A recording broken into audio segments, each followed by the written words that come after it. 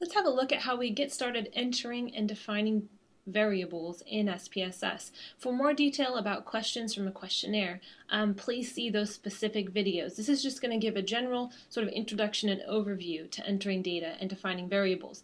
Now, this is a new data file in SPSS. You'll notice at the bottom you have two tabs. One is Data View.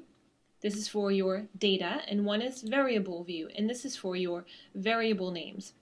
When you enter variable names in this first row, those names are going to appear across the top as the column headings, replacing the var that's there right now. So let's have a go at that. My first column, if I've done a questionnaire, is always participant ID. So I'm just going to name this variable ID. We'll come to these other columns shortly. Let's have a look at our data view. You can see that my column heading now says ID because that's my variable name. So now in this first column here, I would enter data for my ID numbers. So let's just enter 5 participants. So 1, 2, 3, 4, 5. Okay, so now I've got a bit of data in. The data view is only for data. Never put variable names across the first row because you do not analyze variable names, you only analyze the data. Also, when you go to enter data, it should be numeric data, especially if you're going to analyze it. It's just good practice. I know that in SPSS you can kind of get away with not coding nominal variables, but it's good practice to code them anyway, because SPSS is a quantitative software. It's not meant for qualitative data. So let's go to variable view. We're going to enter some data. I'm going to enter 3 variables. I've got my participant ID. I'm going to enter a categorical variable, gender, and I'm going to enter a scale variable, which is travel time, and that's how long it takes someone to commute from their home into university. So I'm going to put my variable names in first. My second variable is gender, and my third variable is travel time. Now, there's a couple rules when writing variable names. 1, they must begin with a letter. 2, they cannot contain a space. And 3, they cannot contain any special characters except for an underscore. So for travel time, I could put an underscore in between and that would be acceptable, but I cannot put a space. The second column is defining the type of data, numeric, string, date, etc. Most of your data will most likely be numeric. Occasionally you may have dates. Width, don't need to worry about that. It has to do with character width. Number of decimal places. This is how many decimal places you see in the data view. So all of my data does not have any decimals, so I'm going to reduce this to 0. Now you remember before my IDs had 1.00, 2.00, had 2 decimal places. Now those decimal places are gone. It's much easier to read if you don't need those decimal places. Now the label's really important. This is what's going to appear on all of your output for tables, charts, and graphs. So be a bit more descriptive.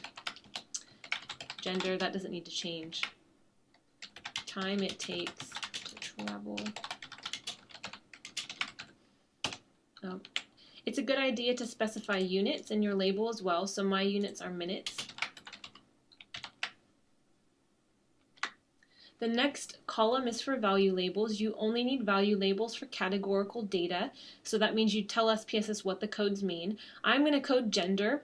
I'm going to let 0 be male and click add, and 1 is going to represent female. These are the codes I've given. You can use 1 and 2 if you want. It doesn't really matter. I just prefer 0s and 1s. So go ahead and click OK. My travel time is scale, meaning it's not grouped in any way, so I don't need to put any value labels and I don't need anything for participant ID.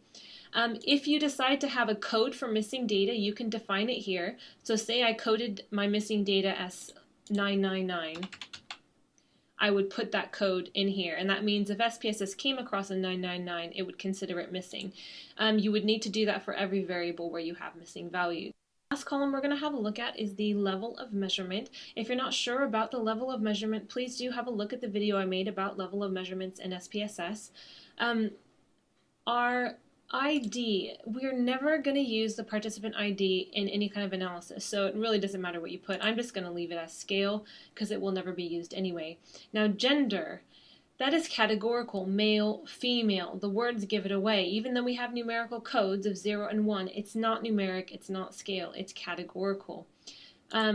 Now we have two options for categorical data, ordinal and nominal. SPSS gives you a little bit of help here, helping you remember which is which. Ordinal has groupings, but they have a step order to them because ordinal data is ordered. And nominal is just 3 bubbles, and there's no particular order because nominal data isn't ranked or ordered. Now gender, male, female, I can't rank males and females, so it's going to be nominal. Travel time. Now, as you can see from the data on the screen, travel time is just the travel time in minutes, how long it takes to commute. So there's no groupings. That means we can leave it as scale. All right, let's go to our data view and enter some data. We're going to have a look at the data on your screen. It's 0,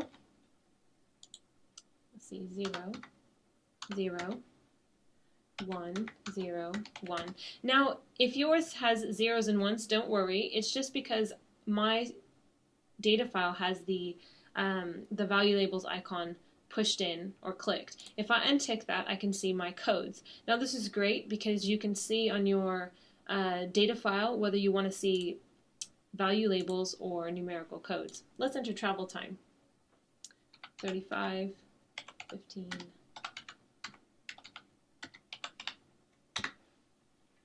Okay, just before we close, I'm going to go back to variable view and make a few pointers. Really important, remember to put good value labels in. It's really important. So the label, the value label, this is what will appear on all of your output. If you take an extra 30 seconds to make a good label, then you don't have to relabel any of your output. Also, remember to be consistent in capitalization and punctuation, and please don't misspell anything that looks really bad on a graph. And the last thing is, for missing data, coding missing data is an option. It's not compulsory. But if you've got a huge data set or you've lots of missing values, it's probably a good idea so that you can keep track of your data. So if you do have a missing data code and you enter that into your data set, then you can define it here. So we've got gender and it has a missing value code of 999. So let's say, for example, this participant, participant 2, didn't specify their gender. I can then choose to code that as 999. And since I defined it in my variable view, SPSS will recognize that 999 to be missing. Okay, if you've got a questionnaire and you want to see more specific question types from a questionnaire, please have a look at those relevant videos.